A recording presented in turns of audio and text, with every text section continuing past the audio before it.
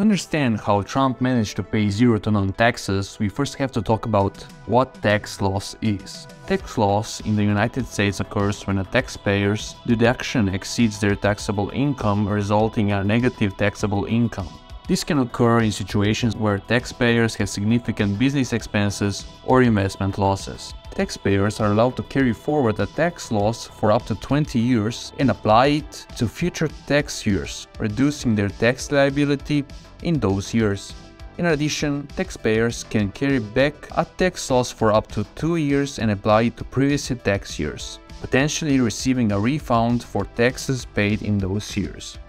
In Times News investigation article named "Decade in the Red, Trump Tax Figures Show Over $1 Billion in Business Losses," Trump reported losses of $46.1 million from his core business, largely casinos, hotels, and retail space in apartment buildings. They continue to lose money every year, totaling $1.17 billion in losses for the decade. So I've lost a ton of money, but I'm holding. I still believe. This is what is known to the public, and because of that, Trump was able to avoid income taxes for 8 of the 10 years. It is safe to say that Trump was losing a lot of money, but a recent investigation found that he had received at least $413 million in 2018 from his father. That is a lot of money. Wait, is this a joke? And while he was in the red, Trump made millions of dollars in the stock market by suggesting that he will take over the companies. Sadly, he would have lost all of the earnings after the investors stopped taking his takeover talks seriously. It is safe to say that Trump knows around the business game.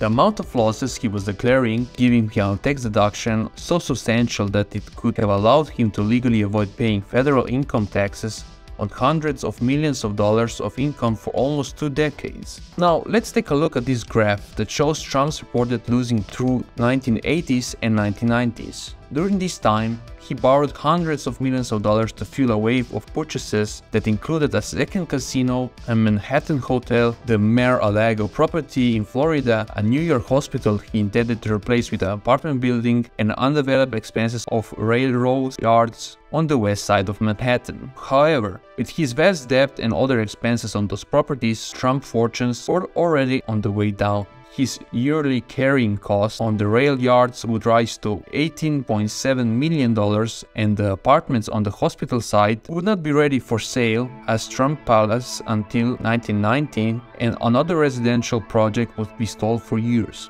The tax information showed that Trump business generally created partnership, so the companies themselves did not pay federal income taxes, and their results wound up on his personal ledger. The tax includes yearly loss figures, with the losses reaching a peak of $915.7 million in the 1995. Despite the losses, Trump continued his empire, building with highly priced purchases like a 282-foot yacht and the Plaza Hotel. However, he never made a profit with the shuttle operation he bought from Eastern Airlines for $365 million in 1989.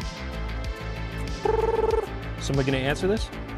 And Mr. Trump would soon pump in more than $7 million a month for his dwindling cash to keep it airborne.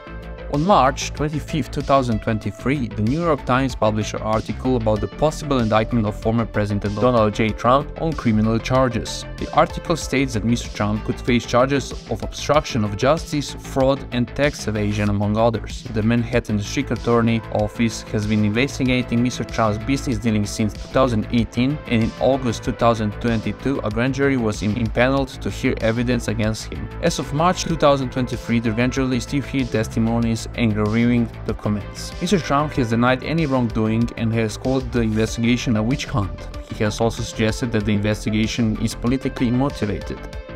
If Mr. Trump is indicted, it would be a significant moment in American history. He will be the first former president to be charged with a crime. The indictment would also have major implications for Mr. Trump's business empire, which includes real estate holdings, hotels, and golf courses. In recent years, Mr. Trump's businesses have faced financial difficulties, including bankruptcy filings and mounting debts. An indictment could further damage his business operations and make it difficult for him to secure loans or business partnerships in the future. The article also notes that the indictment could have political ramifications, potentially affecting the Republican Party chances in future elections.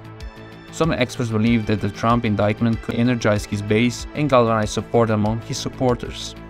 Overall, the possible indictment of Mr. Trump is a complex and controversial issue that could have far-reaching consequences for both the business and political worlds.